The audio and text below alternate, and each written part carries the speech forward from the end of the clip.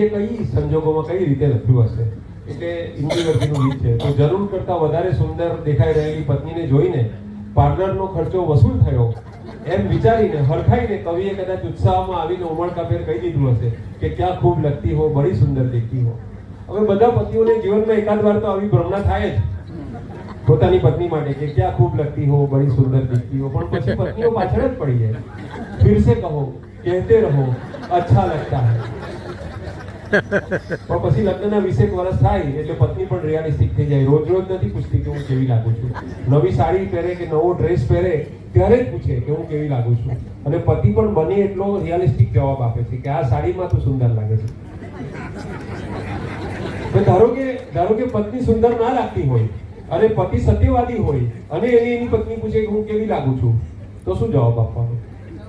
સાચું બોલવું, સારું બોલવું, ખોટું બોલવું? તો પતિ એમ કહી શકે છે કે આજે તું કઈ અલગ જ લાગે છે.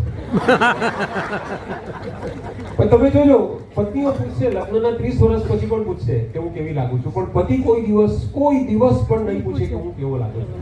પત્નીને કોઈ દિવસ નહીં પૂછે. આ સવાલનો જવાબ પતિઓ પડોશણની આંખમાં જ શોધતા હોય છે.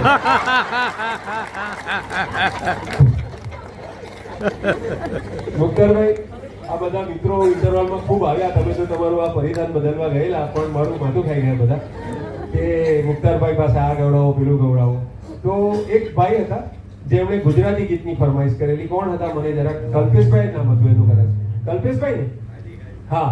તો કલ્પેશભાઈ દેસાઈના પપ્પા અને મમ્મી આ બંનેને બહુ પ્રિય ગીત હતું, ઓ નીલ ગગનના પંખેરું. તો બે લાઈન એની સંભળાવી દો ખાલી.